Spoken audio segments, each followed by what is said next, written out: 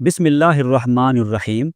قرآن مجید تمام انسانیت کے لیے سرچشمہ ہدایت ہے۔ اس کا ایک ایک لفظ بامعنی اور پر حکمت ہے، لیکن اس کی اصل روح تک رسائی کے لیے زبان اور بیان کی باریکیوں کو سمجھنا ضروری ہے۔ قرآن فہمی کی راہ میں ایک بڑی رکاوٹ عربی زبان سے عدم واقفیت ہے۔ عربی زبان میں مہارت کے لیے مدارس اسلامیہ میں باقاعدہ صرف و نحو جیسے علوم پڑھائے جاتے ہیں۔ یہ ایک خوش آئند امر ہے، مگر اس کے لیے طویل وقت اور شدید محنت درکار ہوتی ہے۔ کاروباری حضرات، مختلف پیشوں سے منسلک افراد اور سکول و کالج کے طلباء و طالبات باقاعدہ صرف و نحو نہیں پڑھ پاتے، لہٰذا ضروری ہے کہ قرآنی الفاظ کو اردو زبان اور علاماتی انداز میں ایسے لوگوں تک پہنچایا جائے تاکہ وہ قرآن کریم کی جانب مائل ہوں اور اس سے فیض یاب ہونے کا باقاعدہ آغاز کر سکیں۔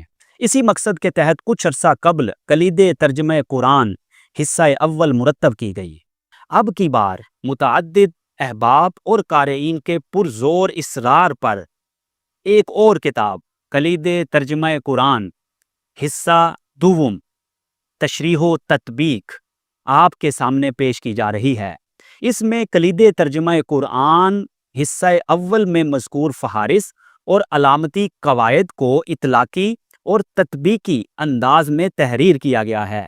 اس حوالے سے 10 قرآنی سورتوں الفاتحہ، الانشراح، التین، القدر، النصر، التکاثر، العصر، الکوثر، الاخلاص اور الناس کو بطور نمونہ شامل کیا گیا ہے۔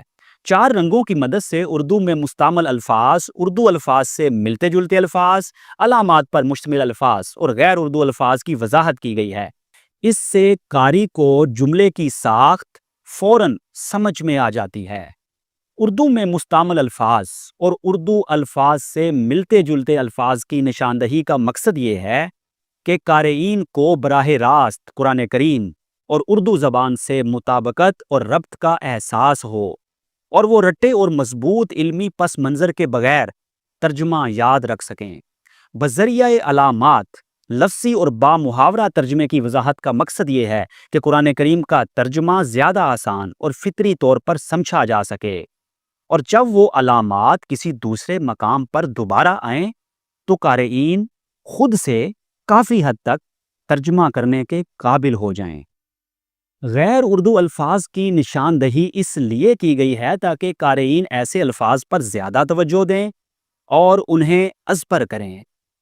امید ہے کہ کلید ترجمہ قرآن حصہ اول اور حصہ دوم سے استفادے کے بعد قارئین کے لیے قرآن کریم کا بڑا حصہ خود بخود سمجھنا آسان اور قابل فہم بن جائے گا انشاءاللہ۔ اللہ تعالی ہم سب کا حامی و ناصر ہو اور ہمیں قرآن مجید کے ساتھ اپنا مضبوط سے مضبوط تر تعلق قائم رکھنے کی توفیق عطا فرمائے، آمین۔